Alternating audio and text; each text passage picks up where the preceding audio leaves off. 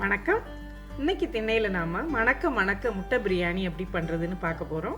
இப்போ அந்த செய்முறை பார்க்குறதுக்கு முன்னாடி வேக வச்ச முட்டையை எளிதாக உடைக்கிறது எப்படி அப்படிங்கிறத இப்போ இதில் நீங்கள் பார்த்துக்கலாம்.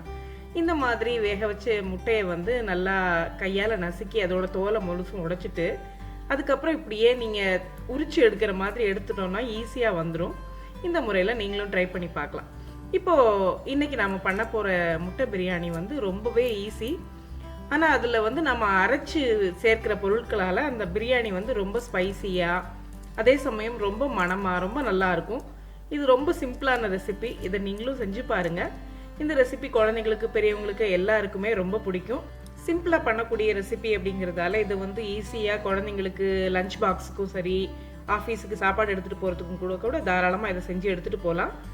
ஆனால் சிம்பிளாக ஒரு ரைத்தாவோட நீங்கள் எடுத்துகிட்டு போய் கூட சாப்பிட்லாம். அது ரொம்ப நல்லாயிருக்கும். இப்போ இந்த ரெசிபி எப்படி பண்ணுறது அப்படிங்கிறத இப்போ நேரடியாக நம்ம பார்க்கலாம். இப்போ நான் வந்து 5 முட்டை எடுத்திருக்கேன். முட்டையை நல்லா வேக வச்சுக்கோங்க. நல்லா ஹார்டாக வேகிற அளவுக்கு வேக வச்சுக்கோங்க. முட்டையை வேக வச்சுட்டு நாம் இதுக்கு வந்து தேவையான பொருட்களை வந்து அரைச்சி எடுத்துக்க போகிறோம். இப்போ அரைச்சி எடுக்கிறதுக்கு வந்து நான் 2 தக்காளி எடுத்திருக்கேன், ஒரு பெரிய சைஸ் வெங்காயம் எடுத்திருக்கேன், ஒரு துண்டு இஞ்சி, ஒரு 5 பல் பூண்டு, 2 அல்லது 3 பச்சை மிளகாய், இது எவ்வளவும் சேர்த்து இப்போ நம்ம அரைச்சிக்க போகிறோம். இப்போ நான் வந்து ஒரு பெரிய சைஸ் வெங்காயங்கிறதால பாதியை வெட்டி அரைச்சிருக்கேன், பாதியை வந்து இதை மாதிரி மெலிசாக நறுக்கி வச்சுருக்கேன். இப்போ நீங்கள் வந்து ஒரு வெங்காயத்தை அரைச்சிட்டு ஒரு வெங்காயத்தை நறுக்கி வச்சுக்கலாம். இப்போ வந்து 3 டேபிள் ஸ்பூன் அளவுக்கு எண்ணெய் எடுத்துக்கோங்க. எண்ணெய் எடுத்துக்கிட்டு 1 டேபிள் ஸ்பூன் அளவுக்கு நெய், ரெண்டும் சேர்த்துக்கோங்க. ரெண்டையும் சூடு பண்ணி நம்ம இதில் முழு கரம் மசாலா இருக்கு இல்லையா, அதாவது பட்டை, கிராம்பு, ஏலக்காய், ஒரு நட்சத்திரப்பூ, கொஞ்சம் பிரியாணி இலை, இதெல்லாம் சேர்த்து வறுத்துக்கோங்க. தாளிச்சிட்டு அதுக்கப்புறம் நம்ம இது கூட வந்து ஒரு 10-15 முந்திரி தேவைப்பட்டால் சேர்க்கலாம், இல்லை போடலைனாலும் பரவாயில்ல. முந்திரி சேர்த்துக்கிறேன்னா முந்திரியை சேர்த்து அது கொஞ்சம் செவக்கிற அளவுக்கு நம்ம வறுத்துட்டு அது கூட நம்ம மெலிசா நறுக்கி வச்ச வெங்காயத்தை சேர்த்துக்க போகிறோம். இப்போ வெங்காயத்தை சேர்த்துட்டு வந்து இதை நல்லா பொன்னிறமாக ஆகிற வரைக்கும் நம்ம வறுத்துக்கணும். அது பொன்னிறமான பிறகு அது கூட நாம் வந்து அரைச்சி வச்சுருக்கோம் இல்லையா, வெங்காயம், தக்காளி, இஞ்சி, பச்சை மிளகாய், பூண்டு, இதெல்லாம் சேர்த்து அரைச்சி அந்த கலவையை வந்து அந்த வெங்காயத்தோட சேர்த்து நல்லா நாம் வதக்கிக்க போகிறோம். கொஞ்சம் தண்ணி வந்து அந்த மிக்சி ஜாரை கழுவி நான் ஊற்றிருக்கேன். அது கூட கொத்தமல்லி, புதினா, இது ரெண்டும் சேர்த்து போட்டுக்கோங்க.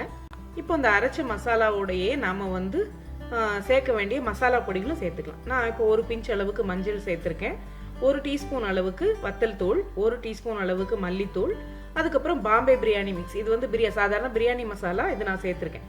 இப்போ இந்த பிரியாணி மசாலாவில் இப்போ 1 டேபிள் ஸ்பூன் அளவுக்கு சேர்க்குறேன். இப்போ இதில் பார்த்தீங்கன்னா தெரியும், இந்த பிரியாணி மசாலாவில் இது மாதிரி அதாவது ஒரு பழத்தோட விதை மாதிரி ஒன்று இருக்கும். இது வந்து இந்த பிரியாணி பண்ண பிறகு நம்ம அது சாப்பிட்டு பார்க்கும்போது ஒரு புளிப்பு டேஸ்ட்டாக இருக்கும். அது என்ன விதைன்னு எனக்கு தெரியல, என்ன கொட்டைன்னு தெரியல, பழத்தோட கொட்டை. ஆனால் அது என்ன கொட்டைன்னு உங்கள் யாருக்கும் விவரம் தெரிஞ்சதுன்னா அதை வந்து கமெண்ட்டில் சொல்லுங்கள். இப்போ இந்த பொடிகள் எல்லாத்தையும் சேர்த்து நம்ம நல்லா வதக்கிட்டு அது எண்ணெய் தனியாக பிரிகிற அளவுக்கு நாம் வந்து வதக்கணும். சுத்தமாக தண்ணியே இருக்கக்கூடாது. அந்த ஸ்டேஜில் வந்து உப்பு சேர்த்துக்குங்க. உப்பு சேர்த்து நல்லா கலந்து விட்டுட்டு மசாலா இது மாதிரி ட்ரை ஆன பிறகு அது கூட நம்ம சேர்க்க வேண்டிய அரிசியை சேர்த்துக்கலாம். இப்போ நான் வந்து 2 கப் அரிசி இதில் சேர்த்துருக்கேன். இந்த 2 கப் அரிசியையும் மசாலாவோட நல்லா கலந்து விட்டுக்குங்க. கலந்து விட்டுட்டு அதுக்கப்புறம் நாம் இந்த அரிசிக்கு ஏற்ற அளவுக்கு தண்ணி ஊற்றிக்கிங்க. இப்போ அவரவர் சேர்க்குற அரிசியை பொறுத்தது. இப்போ பாஸ்மதி அரிசினா 1.5 போதும். அதுவே பொன்னி, ஜீரக சம்பா அந்த மாதிரி அரிசினா நம்ம வந்து 2 மடங்கு அரிசிக்கு தண்ணி சேர்க்கறது தான் கரெக்டாக வரும். இப்போ நான் வந்து சோனா மசூரி அரிசியில் பண்ணுறேன்.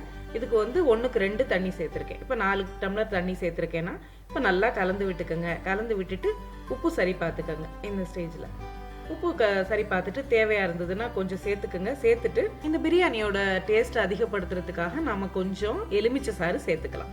இப்போ நான் ஒரு பாதி பழத்தில் பாதி அளவுக்கு தான் ஜூஸ் பிழிஞ்சிருக்கேன். இப்போ நம்ம நல்லா வேக வச்சு முட்டையை எடுத்துக்கிட்டு அதில் ஒவ்வொன்றிலையும் இப்படி நெடுக்கா ஒரு கத்தியால் ஒரு கட் பண்ணிக்கோங்க. கட் பண்ணிவிட்டு அந்த முட்டைகளை வந்து இப்போ நம்ம இந்த சாதம், மசாலா கலந்த இந்த கலவையில் நம்ம இப்போ சேர்த்துக்கலாம்.